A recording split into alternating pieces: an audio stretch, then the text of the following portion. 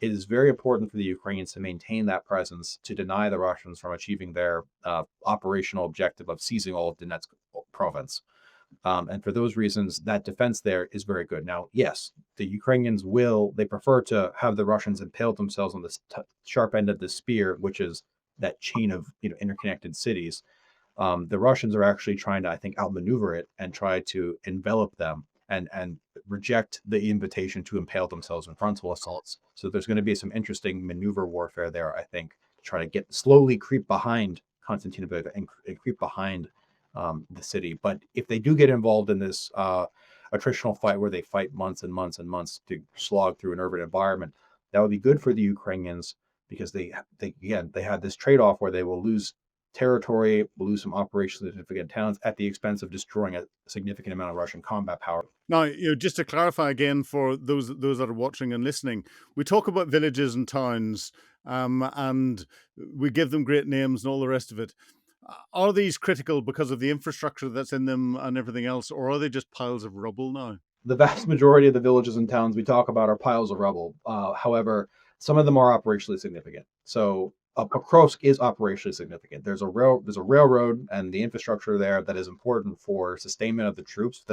For the other tactical settlements in the vicinity that constitute the tactical Ukrainian defensive picture. And so the loss of Pokrovsk, the loss of the railroad, the loss of the highway that leads there.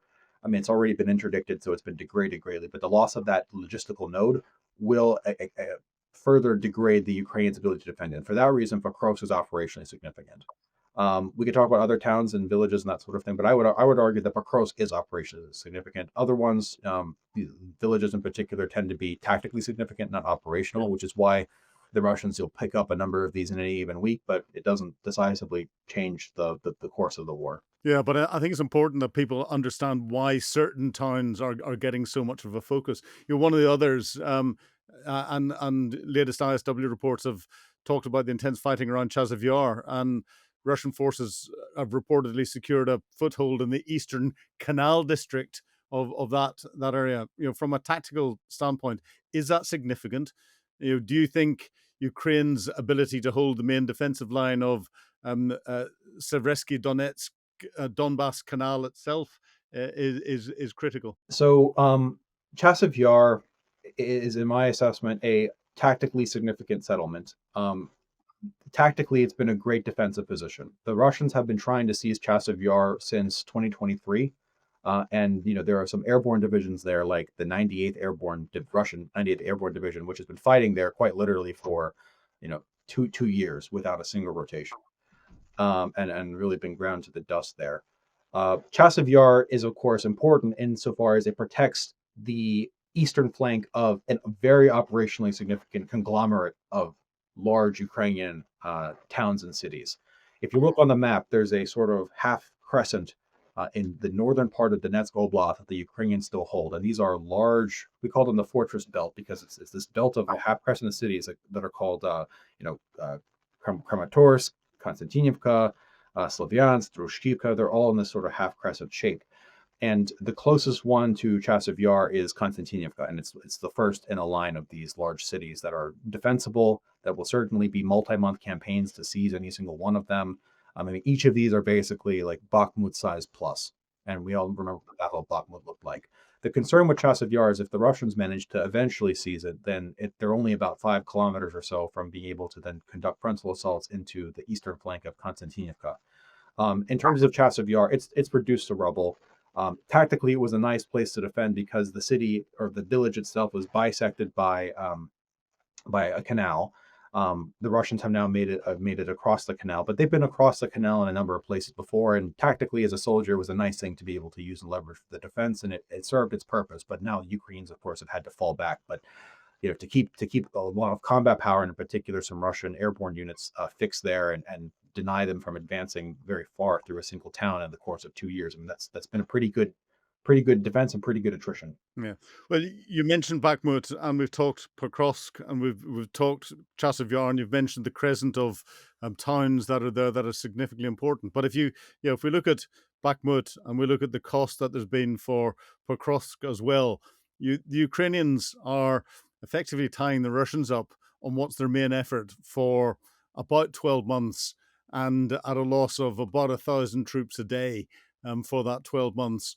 Do you think the Ukrainians see this belt as, a defensive belt that they can use just to impose attrition on the Russians as they're coming through, and again trade space for time if necessary, hoping that the West is going to cough up more capability, and allow them to do something, and hope something else will happen?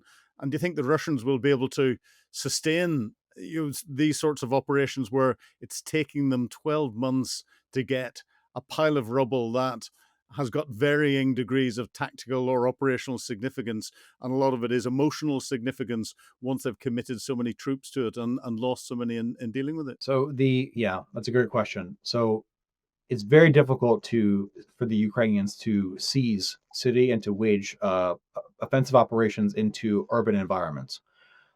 The Ukrainians, not once in the course of this war, have demonstrated the ability to retake and recapture a urban environment once it's been decisively seized by the Russians. The one exception to that is perhaps Kherson City, but that was really a Russian withdrawal across a river due to constrained logistics, not actually Ukrainian forces fighting block by block in an urban combat environment.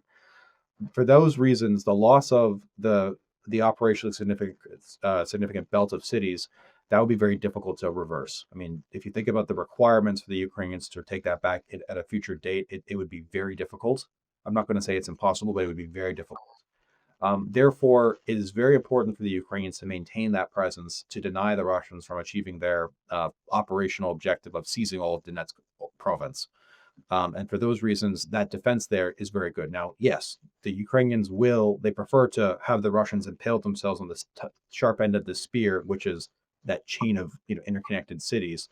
The Russians are actually trying to, I think, outmaneuver it and try to envelop them and reject the invitation to impale themselves in frontal assaults. So there's going to be some interesting maneuver warfare there, I think, to try to slowly creep behind Konstantinopel and creep behind the city. But if they do get involved in this attritional fight where they fight months and months and months to slog through an urban environment, that would be good for the Ukrainians because they had this trade-off where they will lose territory, will lose some operationally significant towns at the expense of destroying a significant amount of Russian combat power. But again, it won't matter if the Ukrainians don't have the armament necessary and the combat power necessary to then exploit the conditions they would have set up with that trade. If it's simply the Russians get to culminate, they take it, and then both sides then rest, then that would have been a tactical loss for the Ukrainians to be sure, and possibly an operational loss for the Ukrainians because then they're not going to actually capitalize on that investment.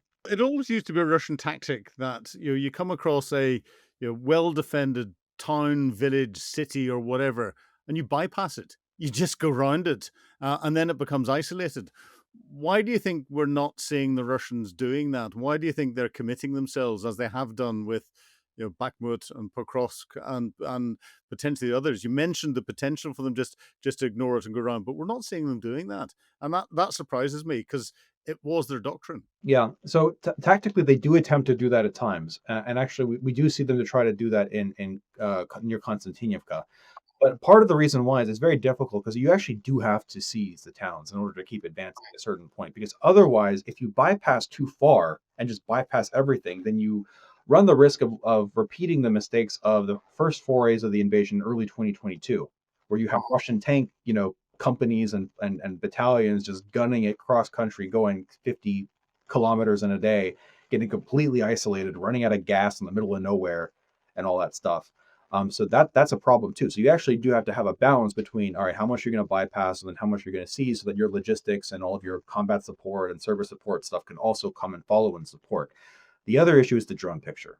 The Ukrainian drones can reconnoiter and strike things with tremendous accuracy, with easily within 20 kilometers. And if you use repeaters and daisy chain, repeaters for signals, you can go north of 20 kilometers. And for those reasons, when you're trying to do a tactical bypass of a village and take the fields and even just bypass it by 5 kilometers or 10 kilometers, you're going to be seen and you're going to be killed very quickly. And so for those reasons, the bypass is much more difficult to achieve because the drone the drone wall has become that much more ruthlessly effective. Yeah, I think we're underestimating just how powerful this drone capability is in changing the way tactical thinking's been in the past. But we've talked about a lot of Russian advances and bits and pieces here.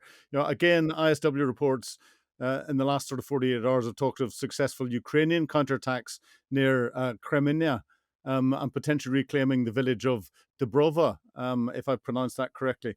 How significant do you think are these localized counterattacks and disrupting Russian offensive plans, especially in the Luhansk Oblast? I mean, it's important that the Ukrainians seize the initiative. The Russian general staff and General Valery Gerasimov would love it. He would just love it if he could simply sit back and have his 4 or 5 subordinate commanders who are conducting operations in different places, if they had never had to worry about the defense, could simply impose a buffet of dilemmas on the Ukrainians to force the Ukrainian general staff to think about what dilemmas are they going to service.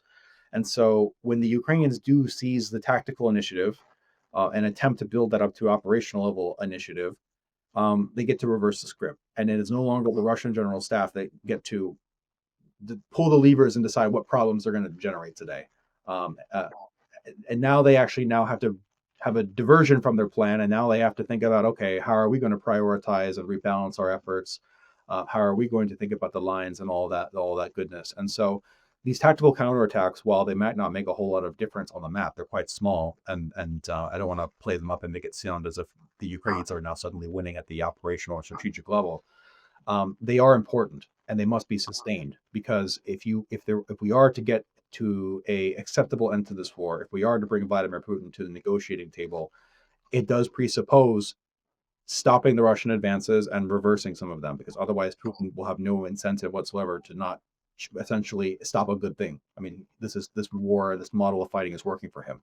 So we will look at these Ukrainian counterattacks with great enthusiasm because it's important, but it also demonstrates that it provided the correct conditions.